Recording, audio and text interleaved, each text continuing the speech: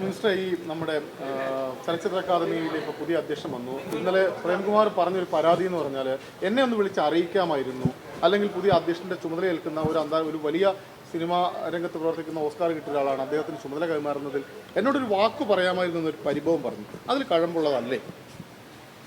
ഇല്ല, അവരുടെ കാലാവധി കഴിഞ്ഞില്ല.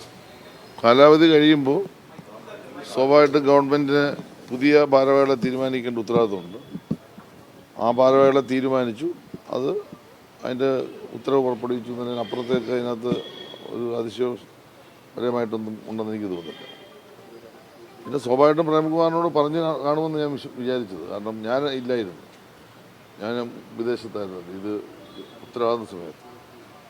അപ്പോൾ പ്രേംകുമാറിനോട് പറയേണ്ട ഉത്തരവാദിത്വം അക്കാദമിയിലെ ഭാരവാഹികൾക്ക് ഉള്ള ഉത്തരവാദിത്തമാണ്. അത് പറഞ്ഞു കാണുമെന്ന് ഞാൻ വിശ്വസിക്കുന്നത്. അത് ഞാൻ തിരക്കിയില്ല. പക്ഷേ ഗവൺമെൻറ്റിൻ്റെ ഭാഗത്തു നിന്ന് സാധാരണ നമ്മൾ ഒരു ടീം മാറി അടുത്ത ടീം വരുന്നു, അതിന് നമ്മൾ ഉത്തരവിറക്കുന്നു.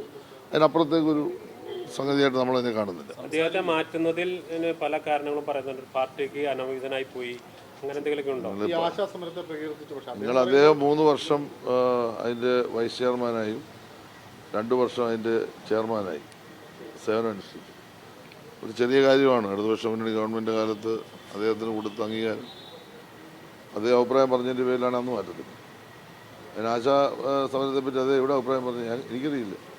ഇന്നലെ നിങ്ങൾ പറയുന്നത് കേട്ടു, ഏതോ ഒരു യോഗം ഞാൻ വിളിച്ച യോഗത്തിൽ എന്തോ അഭിപ്രായം പറഞ്ഞു. അപ്പോൾ 1000 കൂട്ടി കൊടുത്തില്ല ആശാ വർക്കേഴ്സ്. ഗവൺമെൻറ്റിൻ്റെ നല്ല മുഖമല്ലേ ഞങ്ങൾക്കുള്ളത്. അതേ അങ്ങനെ ഇന്ന് വരെ ഒരു ഇടതുപക്ഷ വിരുദ്ധമായ ഒരു അഭിപ്രായം പറഞ്ഞായിട്ട് ഞാൻ കേട്ടിട്ടില്ല. അതേ ഒരു ക്രിസ്റ്റൽ ക്ലിയർ ആയിട്ടുള്ള ഇടതുപക്ഷക്കാരനാണ്. അദ്ദേഹത്തിന് നല്ല പരിഗണനയാണ് ഗവൺമെൻറ്റും പാർട്ടിയും നൽകിയത്. അദ്ദേഹം നന്നായി ആ മേഖലയിൽ പ്രവർത്തിക്കുകയും ചെയ്തു, നല്ല സേവനം തരികയും ചെയ്തു. അല്ല, ഞാൻ സംസാരിച്ചല്ലോ. ഞാൻ അദ്ദേഹത്തെ വിളിച്ചു, സംസാരിച്ചു. അദ്ദേഹത്തെ ഇരുത്തിക്കൊണ്ട് തന്നെ അദ്ദേഹം ചെയ്ത സേവനങ്ങളെപ്പറ്റി പരസ്യമായി പ്രസംഗിച്ചു, എല്ലാം ചെയ്തു. അദ്ദേഹത്തെ എൻ്റെ കൂടിരുത്തി സംസാരിച്ചു, എല്ലാം ചെയ്തു. അദ്ദേഹത്തിന് ഒരു പ്രയാസം ഉണ്ടെന്ന് എനിക്ക് അദ്ദേഹം തോന്നിയില്ല, ഉണ്ടാകേണ്ട കാര്യമില്ല. കാരണം അദ്ദേഹത്തെ സ്നേഹിച്ച് കൂടെ നിർത്തിയാണ് ഞങ്ങൾ പോയത്, ഒരുമിച്ചാണ് പോയത്.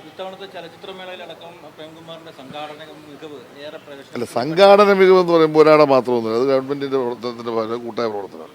അത് ഓരോരുത്തരും ഇപ്പോൾ മന്ത്രി മാത്രമാണ് സംഘടിപ്പിക്കുക. അങ്ങനെയാണ് ഞാൻ മാത്രമായിട്ട് എല്ലാം ചെയ്തതെന്ന് പറഞ്ഞാൽ പോലും അങ്ങനെയൊന്നും അല്ലല്ലോ. സംഘാടനം എന്ന് പറയുമ്പോൾ ഗവൺമെൻറ്റും ചലച്ചിത്ര അക്കാദമിയും KSFDC എല്ലാം ചേരുന്ന ഒരു ടീം, പിന്നെ അതിനൊരു സ്വാഗത സംഘമുണ്ട്. അതെല്ലാം ചേരുന്ന ഒരു ടീം വർക്ക് കഴിഞ്ഞ പ്രാവശ്യത്തേക്കാൾ മെച്ചപ്പെട്ടതിന് ഈ പ്രാവശ്യം നടത്തും. അതിൽ പ്രേംകുമാറും ഉണ്ട്, എല്ലാവരും ഉണ്ട്.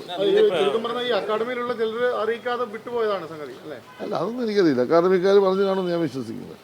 ചാർജ് എടുത്തപ്പോൾ അതേ ഉണ്ടായിരുന്നത് ഞാൻ മനസ്സിലായില്ല. ഇല്ല, എനിക്കറിയില്ല. പുരസ്കാരങ്ങൾ പ്രഖ്യാപിക്കുകയാണ്, കല്ലുകടി ഇല്ലാത്ത രീതിയിൽ ഉണ്ടാവോ? കഴിഞ്ഞ 4 വർഷവും ഒരു കല്ലുകടി ഉണ്ടായില്ല, ഈ പ്രാവശ്യം ഒരു കല്ലുകടി ഉണ്ടാകത്തില്ല.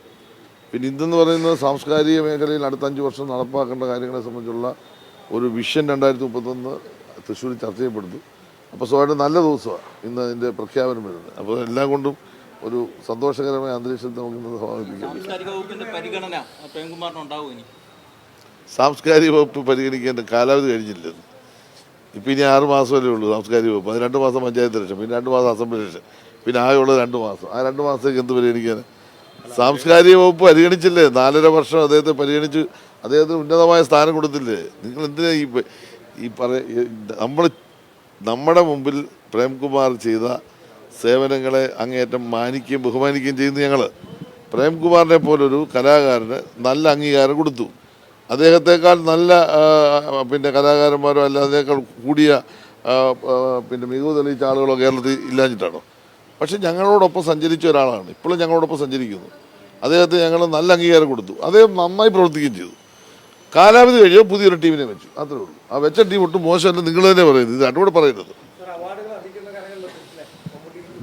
ഞാനല്ലല്ലോ അവാർഡ് ഇട്ടത്, ഞാൻ എൻ്റെ ജോലി അവിടെ വെച്ച് ഇത് കവർ പൊട്ടിച്ച് തരും. അത് നിങ്ങളുടെ മുമ്പ് വെച്ചാൽ പൊട്ടിക്കുന്നത്. എല്ലാ വർഷവും അങ്ങനെ തന്നെ ചെയ്യുന്നത്. ആ പൊട്ടിക്കുമ്പോൾ അതിനകത്ത് 6 പേരെ എഴുതി വെച്ചേക്കുന്നത് അധികം വായിക്കും. അതിനപ്പുറത്തേക്ക് മന്ത്രിക്ക് യാതൊരു റോളും ഇല്ല. ഏതാ ആയിക്കോട്ടെ, കാണാം.